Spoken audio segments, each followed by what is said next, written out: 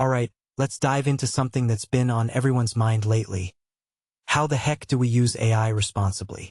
I mean, it's been 3 years since ChatGPT dropped, and the world is split. You've got the diehards who use it daily, and then there's the camp that's like, nope, not touching that. Personally, I think this divide is fascinating because it's not just about tech adoption, it's about worldview. A recent Pew Research survey found that 1/3 of US adults are using ChatGPT, with 58% of folks under 30 jumping on board. That's double what it was 2 years ago. Crazy, right? But here's the thing, this isn't just a trend. It's a cultural shift, and it's forcing us to ask some big questions about how we integrate AI into our lives. What makes this really interesting is that experts are now saying we need to have an open conversation about this. It's not enough to just use AI or avoid it, we need to figure out how to use it responsibly. So, let's break this down. First off, brainstorming. Timothy B. Lee, who writes about AI, suggests using it as a starting point for ideas. In my opinion, this is where AI shines. It's like having a creative sparring partner. But here's the catch. You can't let it do all the heavy lifting. Catherine Goetz, an AI educator, calls it a thought partner, but she emphasizes that you need to bring your judgment and expertise to the table.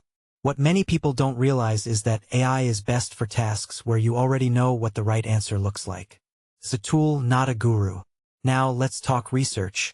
AI can give you a quick rundown of what's out there, kind of like a supercharged Wikipedia. Tools like ChatGPT and Claude can summarize thousands of words and even ask clarifying questions. But here's the kicker.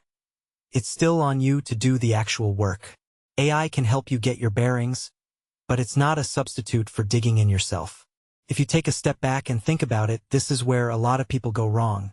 They treat AI like the final answer, not the starting point. And that's where things get messy. One thing that immediately stands out is how AI can help us learn new skills. Ella Hafermals, who studies AI's impact on work, uses it for everything from growing lotus flowers to learning about stock investing. What this really suggests is that AI can lower the barrier to entry for new hobbies or skills. But, and this is crucial, it's most effective for low-stakes tasks where you're still in the driver's seat. A detail I find fascinating is how AI can act as a stepping stone, as Hafermals puts it. It's not about dependency, it's about empowerment. But if you're not careful, it can easily become a crutch. Organizing information is another area where AI excels. Historians are using tools like NotebookLM to structure their research without getting lost in the weeds of the internet. From my perspective, this is where AI's potential really shines. It's like having a super organized assistant. But again, it's about how you use it. If you treat it as a shortcut instead of a tool, you're missing the point. Now, let's talk about getting better results. A year ago, crafting the perfect prompt felt like the key. But now, not so much.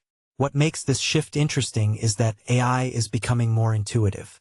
You can chat with it casually, and it'll still give you decent results. But here's the thing, context still matters. The more info you give it, the better it performs. Goetz even suggests just rambling at it, which, honestly, feels way more natural than trying to engineer the perfect prompt. But there's a flip side. You've got to be careful not to overshare sensitive info. And this brings me to the elephant in the room. Never blindly trust AI. It's getting better, sure, but it still hallucinates, it makes stuff up. What many people don't realize is that AI can sound incredibly convincing while being completely wrong. So always double-check your sources. This raises a deeper question. How do we balance trust with skepticism? In my opinion, it's about treating AI like a collaborator, not an oracle. Finally, let's talk about how not to use AI. Using it as a crutch or a shortcut is a recipe for disaster. Goetz warns against letting it write scripts for you verbatim, that's just lazy. And overinvesting in its responses can lead you down some dark paths. Hafermals puts it perfectly. AI should be a stepping stone, not a prison. It's about using it where you can verify the results yourself in the real world. So, where does this leave us? Personally, I think the key is intention. Every time you use AI, ask yourself, what's my goal? Am I using it to expand my world or shrink it?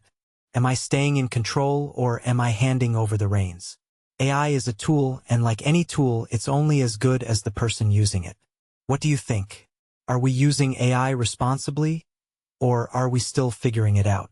Let me know in the comments. I'm curious to hear your take.